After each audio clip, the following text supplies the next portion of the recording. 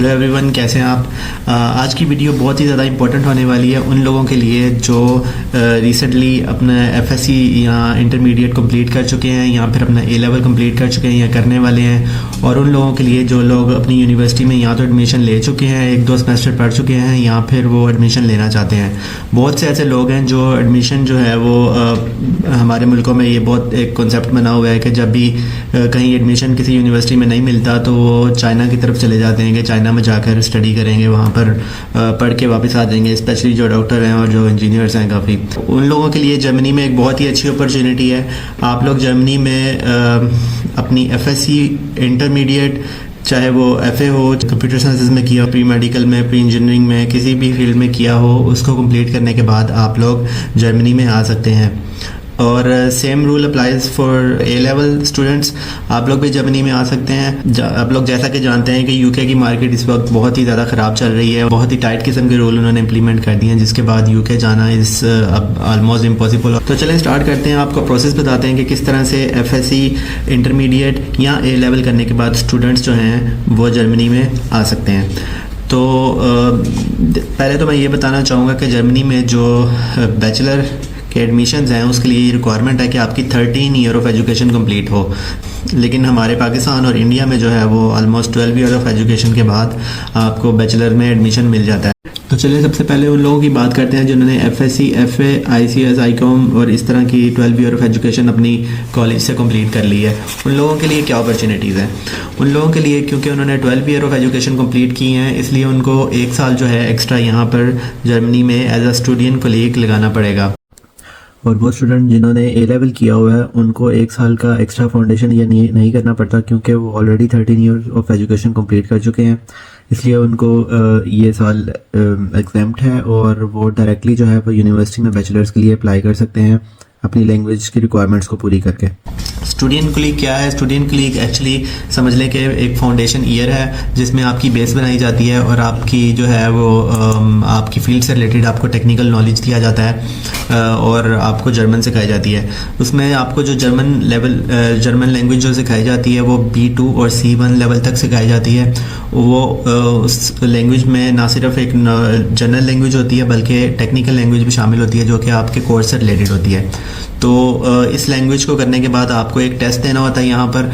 जब आप उस टेस्ट को पास कर लेते हैं तो आपको यहाँ की यूनिवर्सिटीज़ एडमिशन दे देती हैं और आप यहाँ पे नॉर्मली बैचलर कर सकते हैं। Different types of student colleague होते हैं। जिस तरह मेडिकल वाले हैं वो M type of student colleague courses में अप्लाई करेंगे, जो इंजीनियरिंग वाले हैं वो T टाइप ऑफ कोर्सेज में अप्लाई करेंगे। तो ये सब टाइप ऑफ कोर्सेज जो हैं ये आपको उनकी वेबसाइट पर मिल जाएंगी और वो मैं लिंक में जो है नीचे डिस्क्रिप्शन में उसका लिंक भी दे दूँगा ताकि आप अपने कोर्सेज को सॉर्ट आउट कर सकें और इसको प्लान कर सकें। चलें अब आपको दूसरा तरीका बताता हूँ कि दूसरा क्या तरीका है। जो लोग स्टूडेंट कोलीग या एक साल का फाउंडेशन ईयर नहीं करना चाहते उन लोगों के लिए एक और तरीका है जर्मनी में आने का, बैचलर में एडमिशन लेने का। उसका तरीका ये है कि आप पहले तो अपनी जो आपसे रेलेवेंट यूनिवर्सिटी है वो देख लें जर्मनी में। उसके बाद आपने पाकिस्तान या इंडिया में उस यूनिवर्सिटी और उस कोर्स में एडमिशन लेना है जो इस कोर्स के साथ रेलेवेंट हो, बहुत ही मिलता जुलता हो। तो आपने वहाँ पर एडमिशन ले लेना है। वहाँ पर आपने 2 सेमेस्टर जो है वो कंप्लीट करने हैं और 2 सेमेस्टर कंप्लीट करने के बाद आपने अपनी जो है ट्रांसक्रिप्ट निकलवा लेनी है और उस ट्रांसक्रिप्ट की बेस पर आपने यहाँ पे जर्मन यूनिवर्सिटी में अप्लाई करके अपने क्रेडिट ट्रांसफ़र करवा लेने हैं। आप एक साल वहाँ पर जो पूरा करके आएंगे उसकी बेस पर आपको यहाँ पर बैचलर में एडमिशन मिल जाएगा और फिर आप यहाँ पर 3 साल मज़ीद लगाएंगे और आपकी टोटल 16 ईयर्स ऑफ एजुकेशन के बाद आपको डिग्री मिल जाएगी। मैं एक वेबसाइट दे दूँगा जिसमें आप जो है अपनी फील्ड से रिलेटेड कोर्स जो उसको सर्च आउट कर सकते हैं बैचलर के लिए।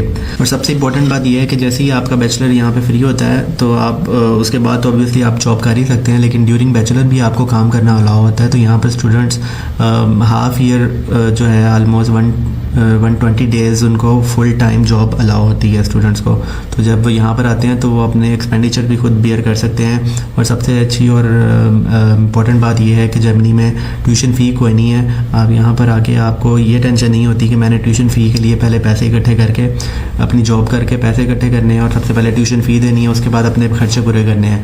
तो जर्मनी में इस टेंशन से बंदा फ्री है। यहाँ पर आपने जब जॉब करनी है पार्ट टाइम जॉब तो उसमें आप अपनी सेविंग कर सकते हैं और अगर कोई डेप्ट लेकर, कोई उधार लेकर पाकिस्तान या इंडिया से आया है तो वो इसको भी वापस कर सकता है। ऑलमोस्ट 1000 से 1200 यूरोज़ यहाँ पर स्टूडेंट जो हैं वो पार्ट टाइम जॉब से कमा लेते हैं।